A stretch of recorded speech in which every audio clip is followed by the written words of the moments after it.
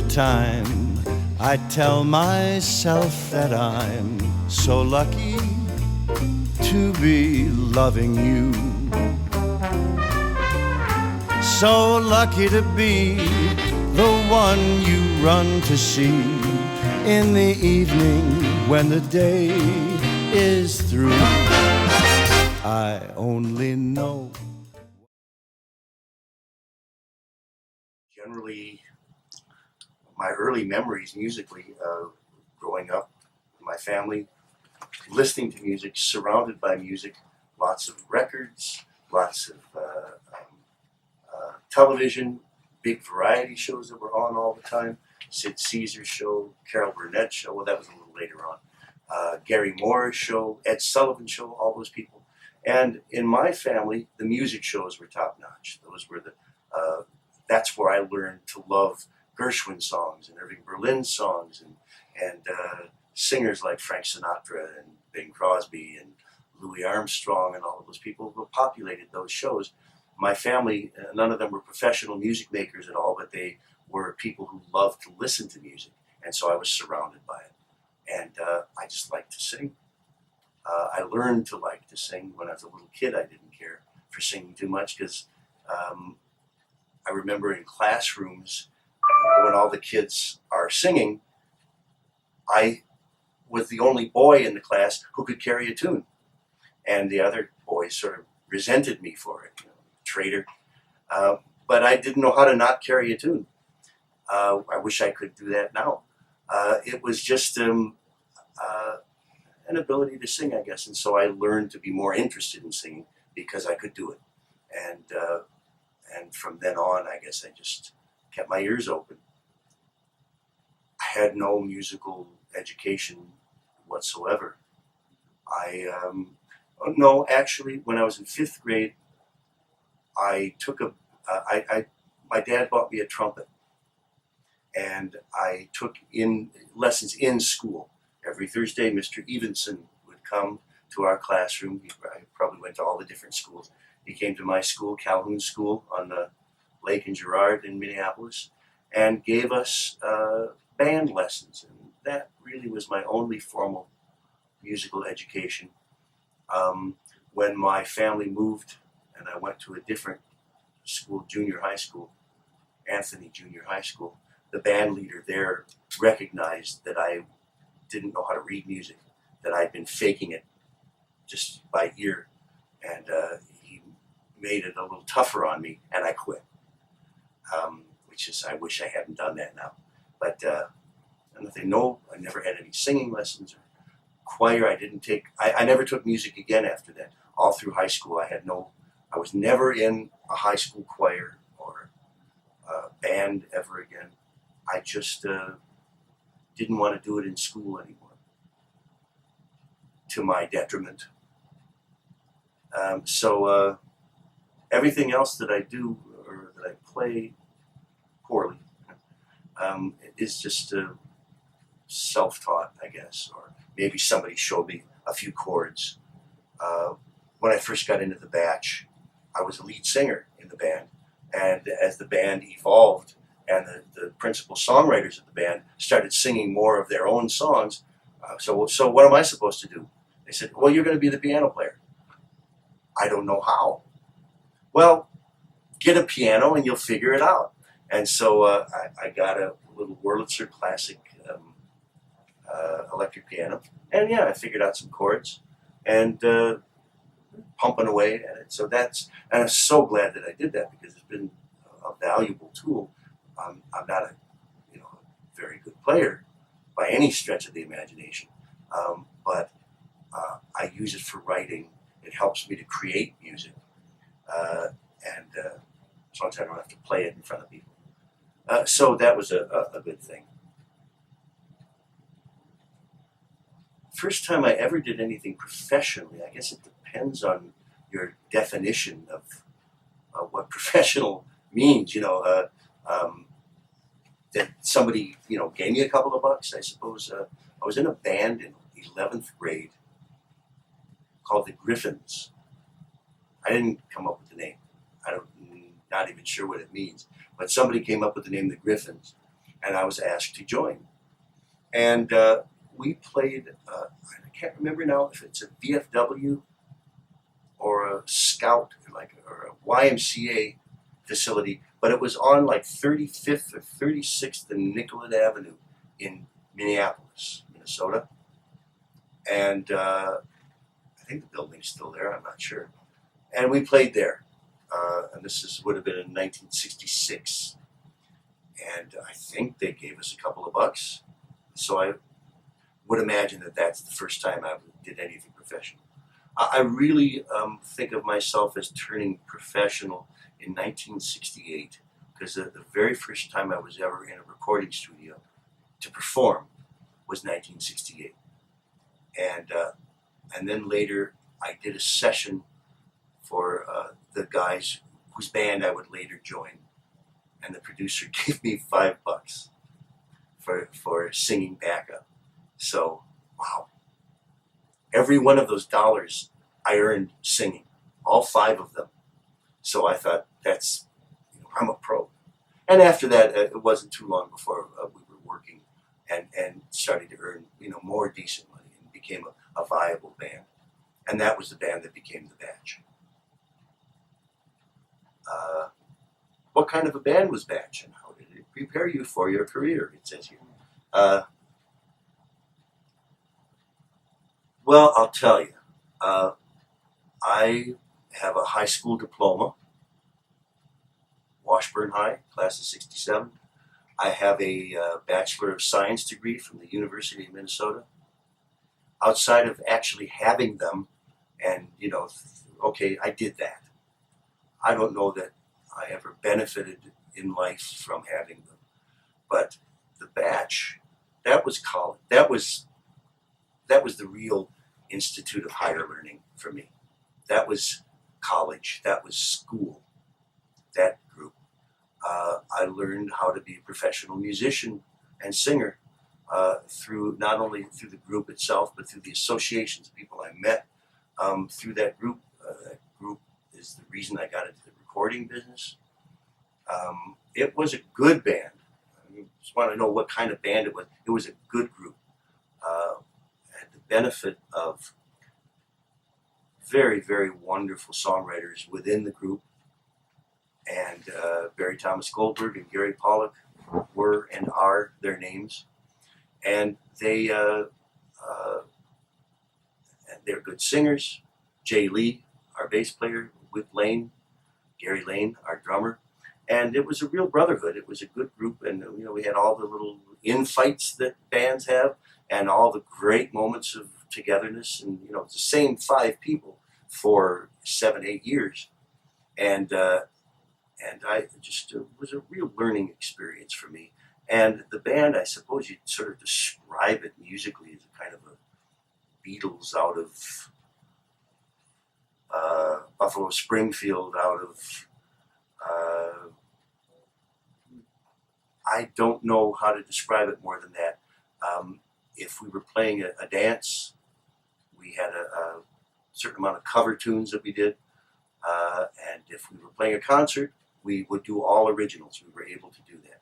And so it was, I cannot overestimate the influence that that group had on me in my life, professional life, and just growing up.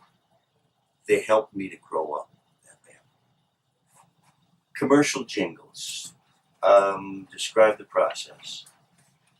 It's really, it was a fascinating process. It was a golden age, I think, for commercial production in the Twin Cities. Dale Menton is the guy who got me into it. Wonderful producer, writer, performer, pretty famous, I think, in the Twin Cities, and significant music maker. And he started doing jingles, and he got us into singing on them. And long about 1969, I can't remember if I said that or not, but I joined AFTRA, the American Federation of Television and Radio Artists. I thought, wow, I'm really coming up in the world. I was 20 years old, whatever I was. And I'd always wanted to work in recording studios. I fantasized about recording studios, so this was just a perfect situation. And so I would go in there. They don't tell you they call you for a session. They say, we've got a session tomorrow. Come in at 10:30. Okay. And you show up. They give you a piece of music. They maybe play it once or twice to run it down. And I'm not a good sight singer, but I have good ear retention, I guess. I don't know what the term is. And so once I hear it once or twice, then with the help of what's on the printed page and the lyrics, of course, I never had any trouble. And I would do these sessions, and for a certain period of time in particular, there were a lot of them. And thanks to AFTRA, there was reuse and regional upgrades and things. And I put myself through college. And I'm still spending some of that money that I earned back in the jingle days. I didn't write any of them. You had asked me about if there was any writing involved for several years. But long about after I'd been in it for about 10 years, I started gradually getting projects of my own that involved me creating them. And so that sort of lengthened the career in the studios for a number of years longer. And when I was working for ad agencies later, one of my jobs for these different agencies, whether freelance or on staff, was to create music for these clients, and then put the sessions together myself and direct them and of course sing on them. The most memorable commercials I did, I don't know, memorable for who. One of them that seems to be the most best remembered is one of the earliest ones, and that was for Embers. Remember the Embers. We're talking about in the Twin Cities in Minnesota.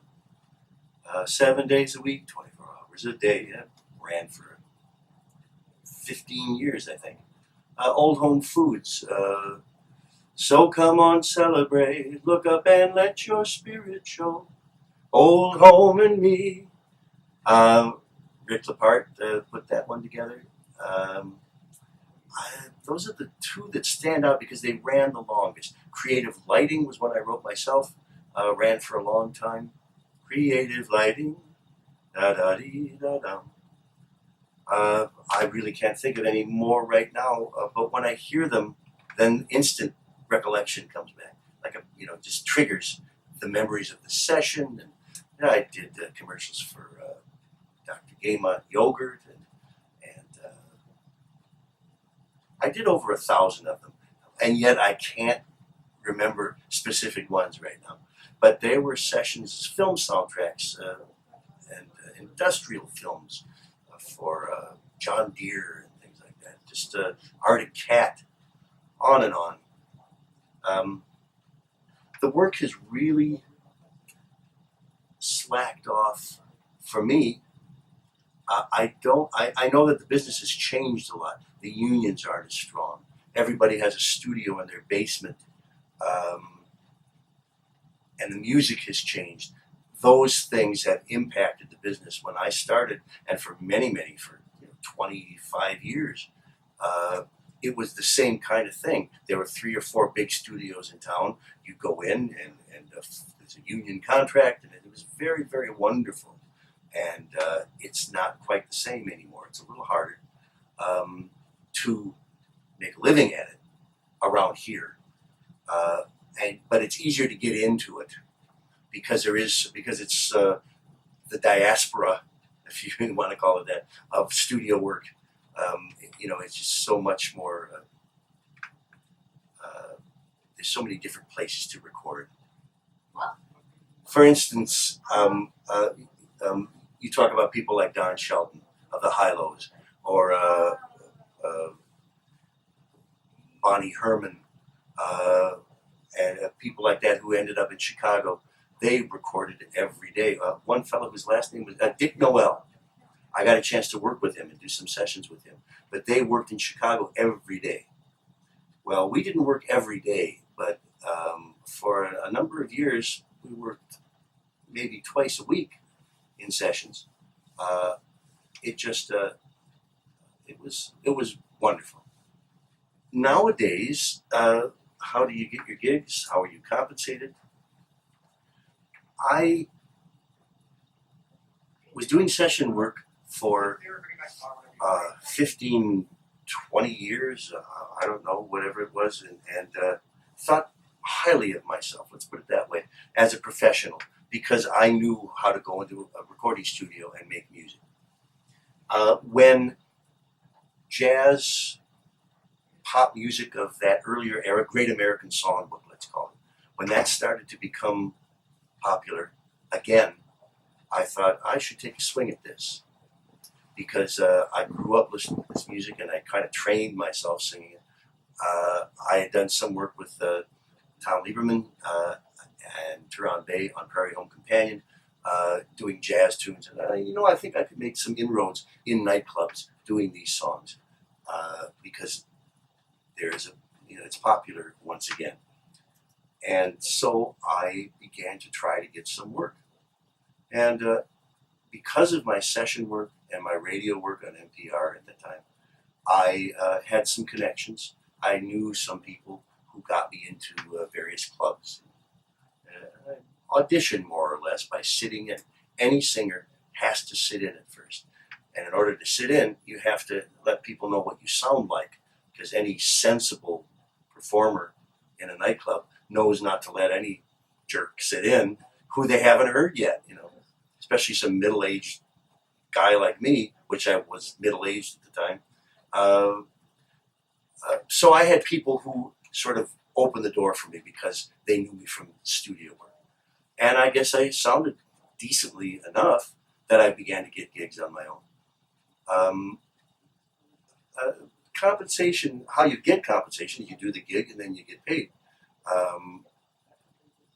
How you get any kind of reasonable compensation, you are at the mercy of, number one, the club owner and how reasonable they are about how much they're going to pay you. And number two, you're at the mercy of your own self-esteem and what you're going to put up with or what you're going to accept. There are clubs who pay reasonably. There are clubs that pay more than reasonably. And there are clubs that beg off on that and let you know that they can't afford to pay above a certain amount. And then you make a choice based on a number of factors. And we all do that. To one extent or another. I'm not going to work below this X amount anymore, or I'm not going to accept any new work below this amount, but I'll keep doing this earlier job for a variety of reasons, but keep that to a minimum.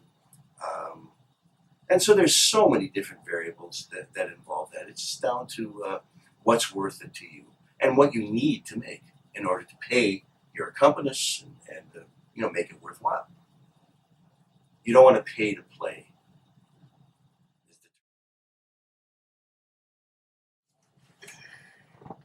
Starting in 2006, I started doing a show on Jazz 88, which is KBEM FM 88.5 in the Twin Cities.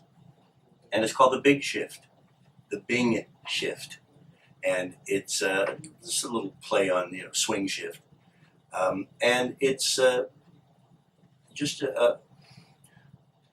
I have to, just a little backup to say that if you look at radio logs in the newspapers from the 1930s into the 1940s into the 1950s, one of the things you become aware of is that just about every station, or several stations in every market, would have perhaps one or two blocks every day in their local programming where they played Bing Crosby records. 15 minutes to a half hour, maybe 45 minutes. WLOL in the Twin Cities did that. WPBC in the Twin Cities did that. And you look into it a little further, one of the things you discover is that a survey was taken over the years and claimed that over half of the 80,000 hours devoted to local disc jockey airtime in America throughout, in any given year, throughout those years were devoted to the playing of Bing Crosby records, which is nearly half of all disc jockey airtime. People go, what? What are you talking about?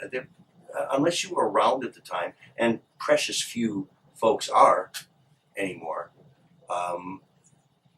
you can't imagine how important he was to those generations. And what I do is I like to recreate that period of time when this one singer's music was worthy of study. He was the American singer. And he recorded every year consecutively for 51 years. I think it's an amazing statistic. And the music is so much fun to listen to because it encompasses so many different styles of music, just this one singer down through the years. And so the Bing Shift is not the first program I've done on Bing. I played his records on KLBB for about 15 years. And over the years, I've always managed to, whatever station I'm at, to get some of his music in. And so we've been doing this for 13 years now on Jazz 88. And some of the shows are playing on, so I'm very proud of this too, the official Bing Crosby website, which is bingcrosby.com, which his organization, the Bing Crosby Archive, they govern that channel. My programs are on there too, not only the Bing Shift, but a wonderful series that we did originally for Sirius XM that I did in association with Bing Crosby Enterprises called Bing's Basement. And I co-wrote that and co-produced it with the head of the Crosby Archive, a gentleman named Robert S. Bader. And he and I put together this series, which is still running now on bingcrosby.com, Bing Crosby Internet Radio. So I'm very proud of that, and very honored that I get to be a voice on that, on Bing's own channel. It's, I feel a little sense of accomplishment at that. It's something that, beyond that, is indescribable for me. It gives me great pleasure. He's not only my favorite singer and someone who's influenced me and every other singer in the last half century in the jazz field, whether they know it or not, but he's my hobby. And, what's more fun than indulging your hobby? I collect his records, and films, and books about him, and magazines and things like that. And to be able to take one's hobby of passion, so to speak, and indulge it every week in a radio program, well, that's kind of fun. So that's how that came about, and that's been one of the mainstays of my radio career, which is getting close to 45 years now, is to play those records.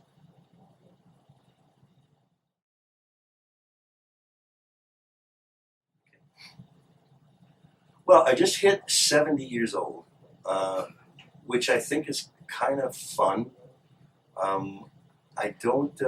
It doesn't bother me. What I can't explain is the fact that it actually, I'm sort of happy about it in a way. I don't know, being 68 or 69, that's sort of boring. And 70 is kind of like, yeah, I don't have to take any guff from anybody anymore. Clean that up. And it's a good feeling to kind of look back and say, well, geez, you did some good things. And I love the fact that I still get to do some of them. Performing often these days, writing shows. And I love performing at the Dunsmore Room, at Crooners, for instance. That's a wonderful venue that so many performers are really enjoying the benefits of these days. And it's wonderful to still be on the radio and to still be recording. I have a wonderful friend and business partner in Nancy Harms, whose career has been one that I've been closely involved with, both in terms of recording and managerial, personal manager, and all that sort of thing. She's a magnificent artist, and one whom I'm very proud of, because she's just exponentially blossomed into an amazing soul and an incredible performer. And most of my recording activities these days have to do with less so myself as a performer. Although I have an album that I'm definitely going to be making this year. But right now, most of the concentration is on her upcoming work. She's extremely creative, and it's just a delight to spend so much of my professional life now working with her. And so many other great musicians that are. There are times in a gig, in the middle of a gig, whether I'm working wherever it is, with a trio, for instance, where you just stop mentally. You don't stop in the middle of the performance because people will wonder if you're, crazy.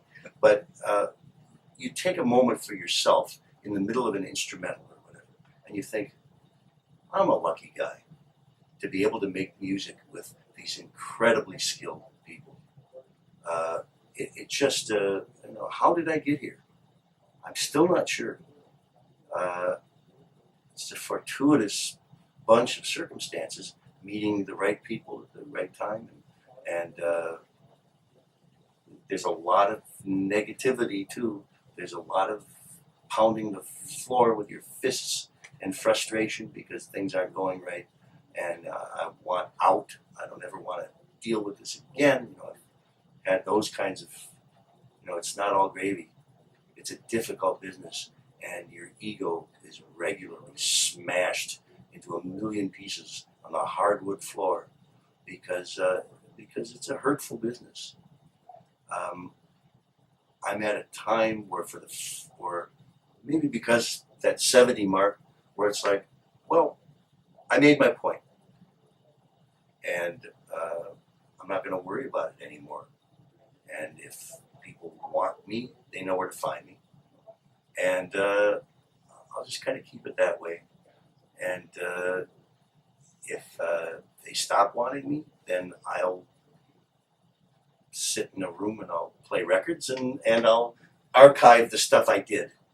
That'll take me till I fall over.